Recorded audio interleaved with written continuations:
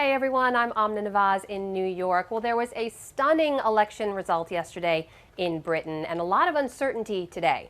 So if you're going through the headlines and you're trying to make sense of what exactly happened and what it all means, stick around. We're going to walk you through it right now. My colleague in London joins us now, James Longman, who's been covering the election and can help explain exactly what happened. James, thanks for being here.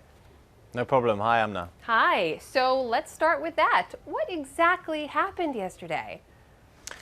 Well, this election, first up, was never supposed to happen. A few weeks ago, Theresa May, the Prime Minister, called this election expecting that she would win it outright. We have a parliamentary system here where there are 650 seats in Parliament. She had a small majority, but she wanted to extend that majority.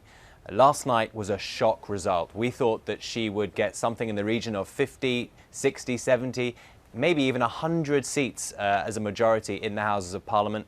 She hasn't managed that. She's got 300, as it stands at the moment, she has 318 seats, so she is short of the majority she needs. This is a huge, huge shock in this country because this was not meant to happen, certainly not for her anyway. It was a huge shock and it was a huge gamble for her to take in the first place. As you mentioned, calling that snap election 3 years early. Why did she do it and how did they get it so wrong?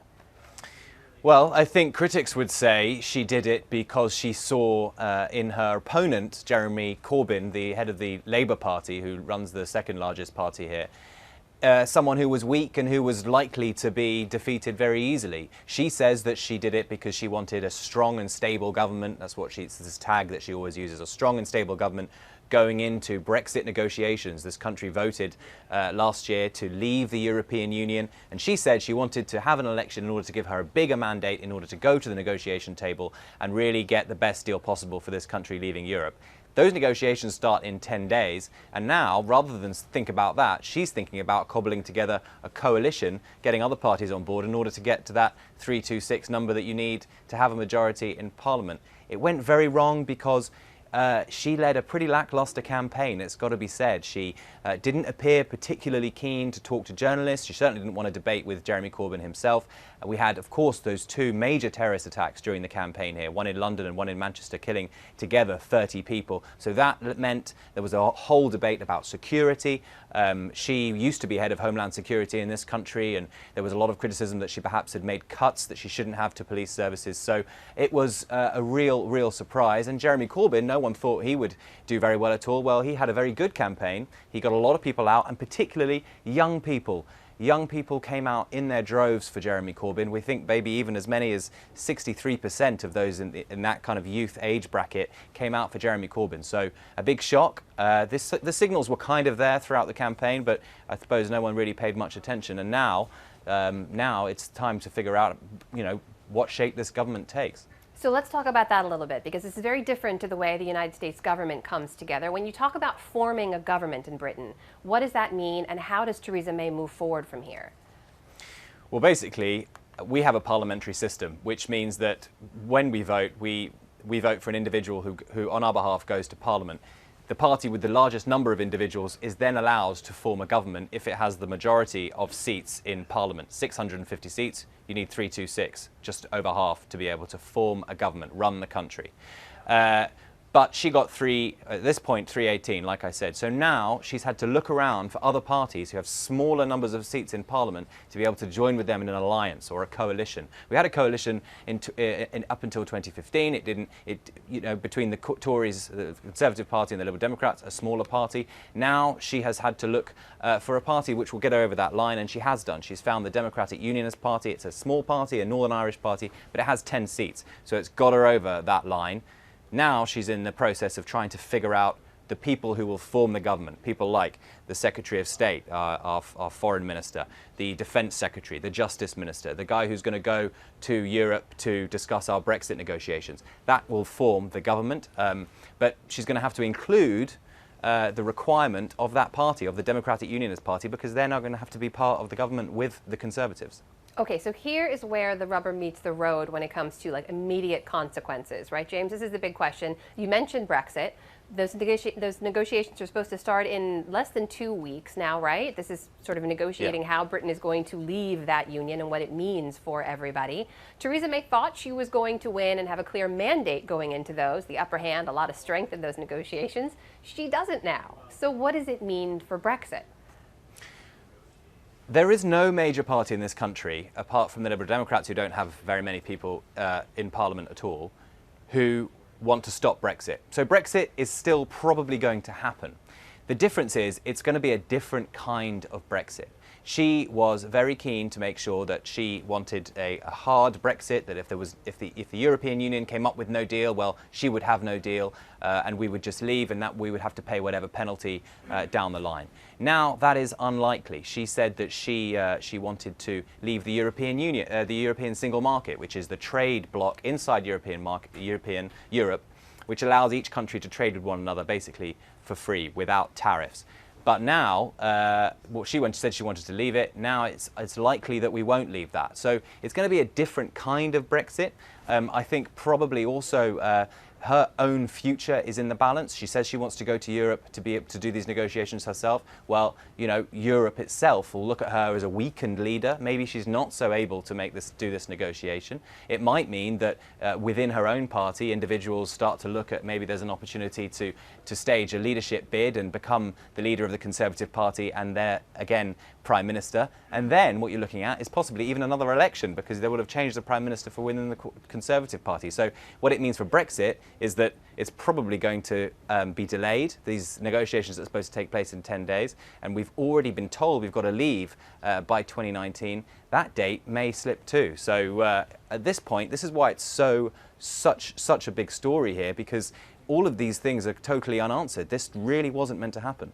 Well, James, tell me more about that. There is so much uncertainty on such important issues, right? We're talking about the future of the country here. So how are people there processing it? What's been the reaction from folks taking in these election results?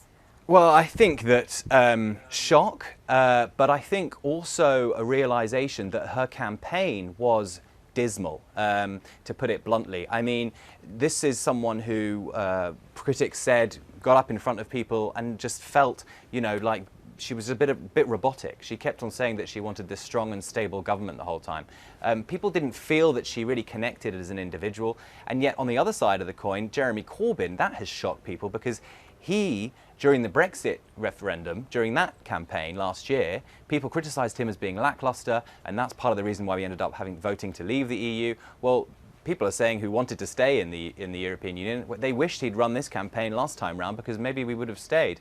And most importantly, and I think a lot of people watching this now will be interested in this, he ran a great campaign that targeted young people. I was just watching the BBC just a minute ago, and they had this young woman on who said that she saw them all over Snapchat, all over Facebook, all over Instagram. There was a real concerted effort to plug into that youth vote. And I think as a takeaway from this election, people are starting to realise that far be it from being a group of people who people can overlook and focus on old people, where everyone talks about the elderly and people in middle-aged who always come to the ballot box and the young never vote. Well, now in this country, it seems that the young do vote. So that has really changed things in this country going forward.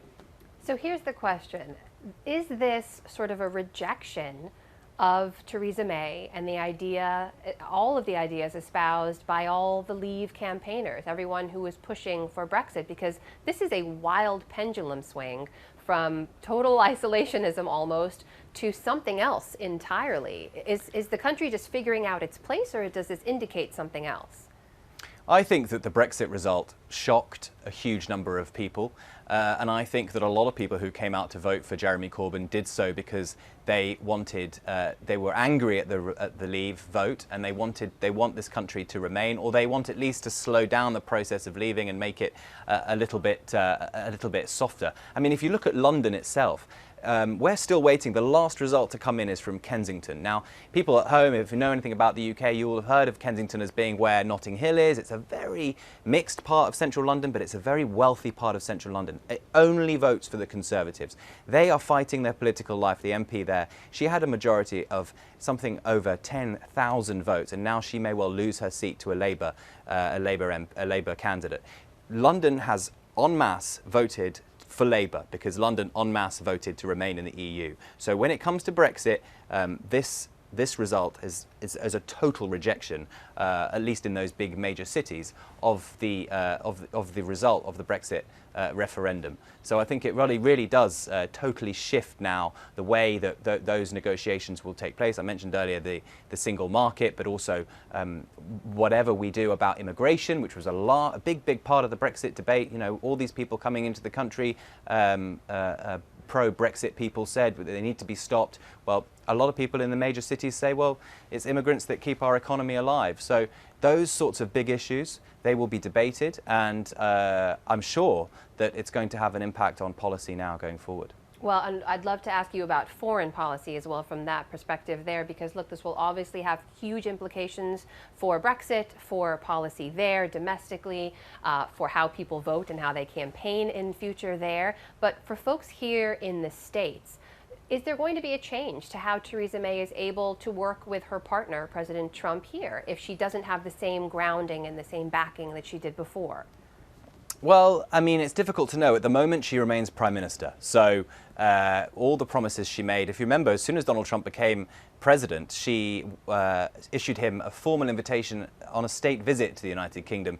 There was a lot of controversy here when she did that. People, you know, there are people in the United Kingdom who are very shocked that Donald Trump became president, and they were upset that she would offer an invitation like that in his first term, in his first year.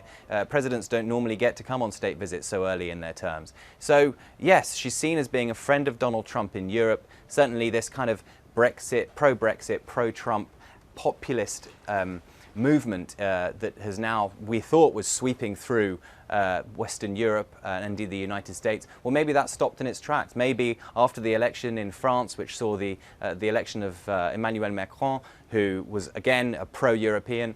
You know, Jeremy Corbyn, I'm not sure we can call him a pro-European, but I think that we can definitely say that this has been a rejection of this sort of I would say right-wing populism. And so the relationship between the United Kingdom and the United States might change a little bit if Theresa May certainly doesn't survive as Prime Minister, because I think people are going to have to gauge the temperature in the country, and that certainly is not the same temperature as it was in the following the Brexit result last year. So a fair amount of questions and a good amount of uncertainty ahead. James Longman helping us to navigate it all. Thanks so much, James. No problem. And thanks to all of you for watching as well. Remember, you can always go to abcnews.com for more on that story and many others. Thanks for joining us. For now, I'm Amna Nawaz, and I'll see you back here soon.